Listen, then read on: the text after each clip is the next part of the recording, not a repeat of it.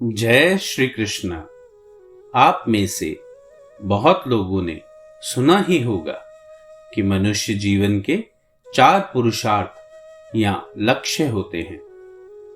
धर्म का कार्य करना, धार्मिक ढंग से अर्थ, धन या संपत्ति कमाना और धर्म की सीमा में रहकर अपनी कामनाओं को पूरा करना। लेकिन मनुष्य जीवन का परम लक्ष्य है मोक्ष पाना। आपने अनेकों कथाओं में तपस्वियों को तप करते, साधकों को साधना करते सुना होगा। तप या साधना मोक्ष पाने के लिए ही तो किए जाते हैं। तो मोक्ष पाने का अर्थ क्या है? मोक्ष कैसे पाया जाता है? क्या मोक्ष पाना सरल है? मोक्ष पाने के पश्चात आत्मा का क्या होता है? ऐसे अनेकों प्रश्नों का उत्तर बड़ी ही सरलता और स्पष्टता से भगवान श्री कृष्ण ने श्रीमद् भगवद गीता में दिया है। श्रीमद् भगवद गीता का आरंभ कुछ इस प्रकार होता है।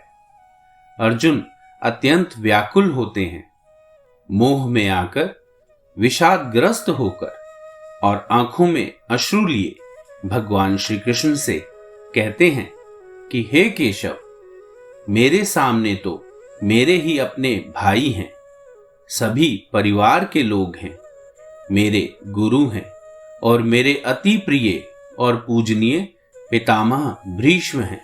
भला मैं एक राज्य के लिए कैसे इन पर अपने तीर चलाऊं? कैसे इनसे युद्ध करूं? मेरा विवेक मारा गया है, मेरा रोम रोम कांप रहा है, गांडीव हाथ से छूटा जा रहा है और मुझे समझ नहीं आ रहा कि मैं क्या करूं।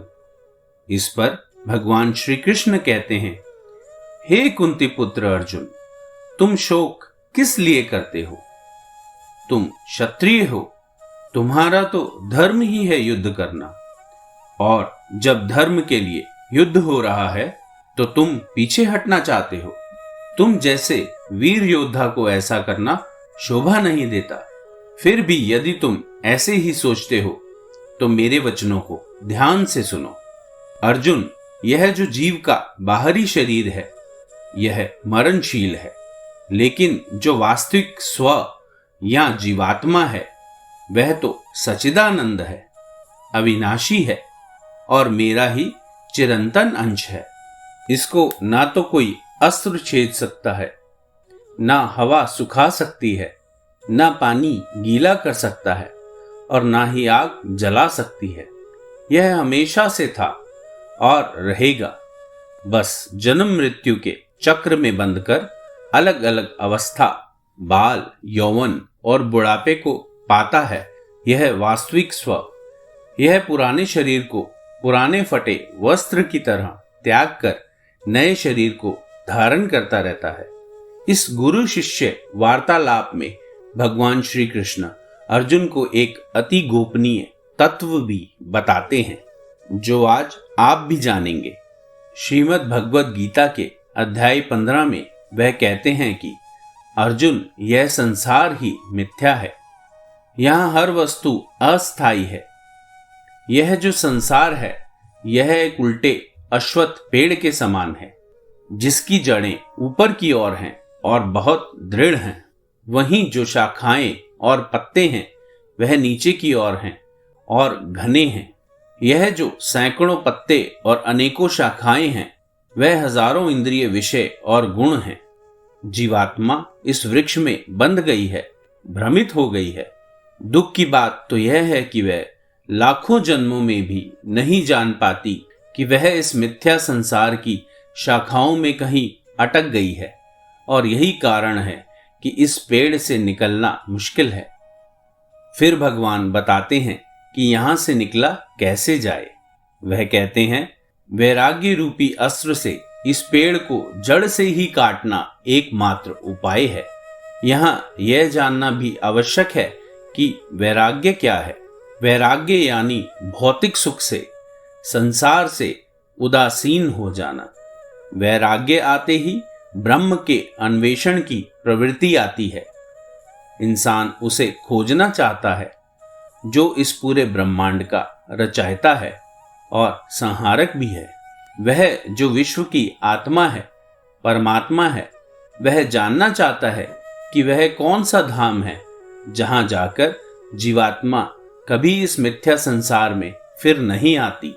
भगवान श्री कृष्ण कहते हैं, वह व्यक्ति जब मोह और कामनाओं को त्याग कर अध्यात्म में रहकर द्वंद्व और द्वेष से मुक्त होकर पूर्ण श्रद्धा से मेरी शरण लेता है, सच्चे मन से मुझे भजता है, मुझे ही स्मरण करता है और अपने सारे कर्म मेरे लिए ही करता है, तब वह धीरे धीरे शुद्ध होते होते मुझे ही पा लेता है और मेरे ही धाम आता है।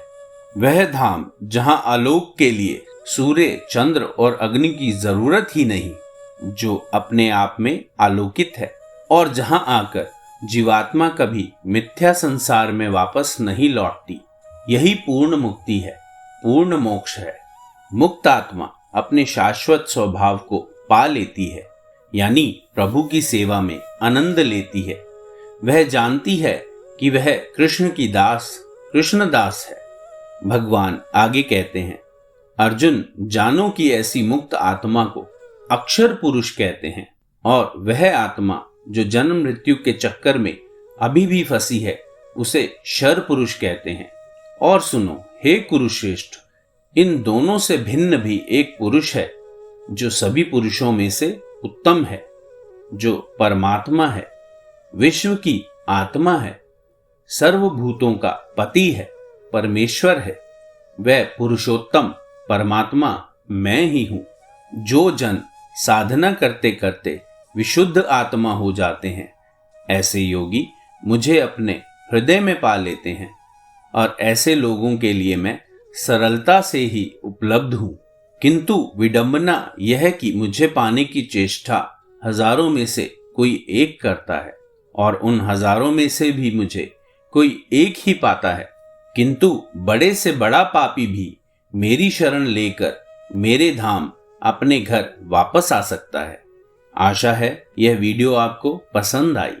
अगर आप हिमालयन ऋषियों से प्रत्यक्ष ज्ञान पाकर आध्यात्मिक पथ पर आगे बढ़ना चाहते हैं तो द हिमालयन मेडिटेशन को फॉलो करें।